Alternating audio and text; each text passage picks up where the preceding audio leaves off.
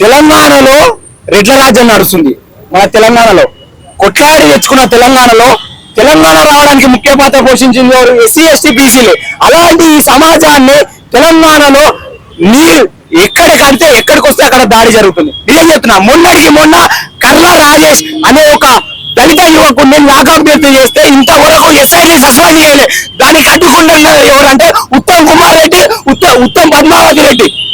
మొన్న నేషనల్ నుంచి SC commission వస్తే ఇంతవరకు ఎస్ఐని సస్పెండ్ చేయలేదు. అదే విధంగా అక్కడ 2 నెలల పసిపాపకు కులవేం తెలుస్తుంది, మతమేం తెలుస్తుంది.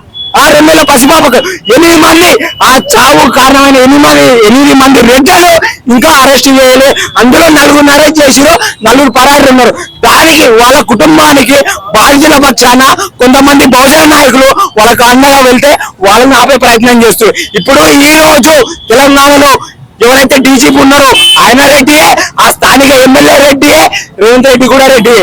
కాబట్టి ఇక్కడ మాకు న్యాయం జరుగుతలేదు. ఖబర్దార్ నేను చెప్తున్నావా, తెలంగాణలో దొరల రాజ్యం పోయి రెడ్ల రాజ్యం నడుస్తుంది. అదే మీ వర్గానికి చెందిన బట్టి ఒక బిడ్డకు జరిగితే మీరు ఊరుకుందనా?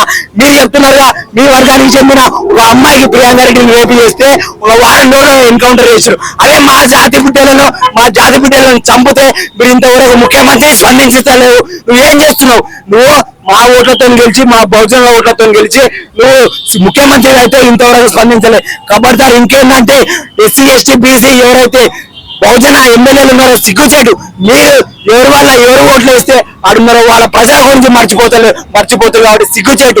ఇకనైనా స్పందించి ఆ పసిపాపకు న్యాయం చేసేంత వరకు మా పోరాటం ఆగదు. ఖబర్దార్ రేవంత్ రెడ్డి, రెడ్ల రాజ్యం కూల్చేస్తాం, తెలంగాణలో బహుజన జెండా ఎగరబోతున్నాము. ఈ పసిపాపకు న్యాయం జరగకపోతే ఖబర్దార్ చెప్తున్నా, బిఎస్ఎఫ్ఐ తరఫు నుంచి 1000 మంది అసెంబ్లీ ముట్టడి చేస్తాం త్వరలో. నేను చెప్తున్నావా, నీ ఆటలు సాగవు బిడ్డ. ఏమో తమాషా ఆడుతున్నావా? అదే నీ జాతీయ బిడ్డ అయితే మొన్న అక్కడ అన్యాయం జరుగుతుంది ఖమ్మం డిస్ట్రిక్ట్ గానే, తొలివెలుగు రాగానే అరెస్ట్ చేశారు. అంటే మీ భూములు కబ్జా చేస్తారో, మా పైన దాడులు చేస్తారో, మేము ప్రశ్నిస్తే మమ్మల్ని అరెస్ట్ చేస్తారా? ఇలా మీ తెలంగాణలో రెడ్ల రాజ్యం ఈ విధంగా నడుస్తుందా? ఖబర్దార్, మీ పతనం మొదలైంది బిడ్డ, చూసుకున్నా. నిజం చెప్తున్నా, తెలంగాణలో బహుజన రాజ్యం వచ్చేంత వరకు ఈ అగ్రకుల దాడులు ఆగవు. కాబట్టి ఇకనైనా బహుజన సమాజం మేల్కోండి. ఇకనైనా మన రాజ్యం వచ్చేంత వరకు మన ప్రయత్నం ఆగదు. ఖబర్దార్. జై భీమ్, జై భారత్.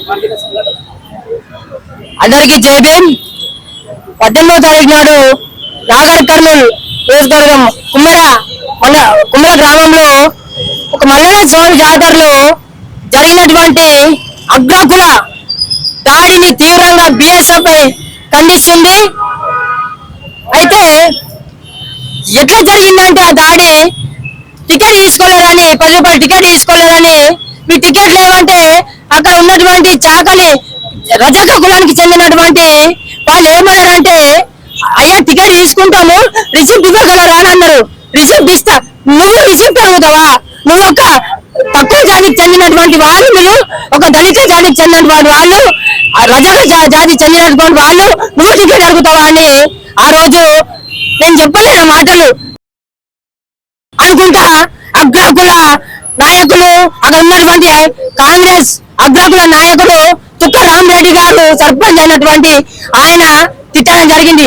వీళ్ళని తిట్టడమే కాకుండా చిన్న అభవిష్యమం తెలియని వాళ్ళకు కనీసం ఏ కులమో ఏ మతమో ఈ భారతదేశంలో పుట్టడమే తప్ప ఏ కులమో తెలియాలన్నకు చిన్న పాపకు 2 నెలల చిన్న పాపను ఇలా పొట్టన పెట్టుకున్నది. ఈ రోజు రేవంత్ రెడ్డి ప్రభుత్వం చేంజ్ చేస్తుంది. అక్కడ షాద్నగర్ లో తమ్ముడు పెళ్లి చేసుకుంటే అన్నని పంపిస్తారు, ఇక్కడ కల్లా రాజేష్ అనే దళిత యువకుని అక్కడ పంపిస్తారు. ఖమ్మంలో ఉన్నటువంటి గ్రామాలు కూల్చివేస్తారు. అసలు మీరు ఏం చేద్దాం అనుకుంటున్నారు? HCQ పెట్టుకుంటూ 400 ఎకరాల భూమిని కూడా చేద్దాం అనుకున్నావు. నువ్వేం చేస్తాం అనుకున్నావు? ఫ్రీ బస్ పెట్టినావు. ఫ్రీ బస్ పెట్టి పిల్లలను చంపబెట్టివి. అక్కడ ఎక్కడ యాక్సిడెంట్ అవుతున్నాయి. అయితే మేము ఈ సందర్భంగా ఏం చెప్తున్నామంటే ఈ దాడి ఏదైతే ఉందో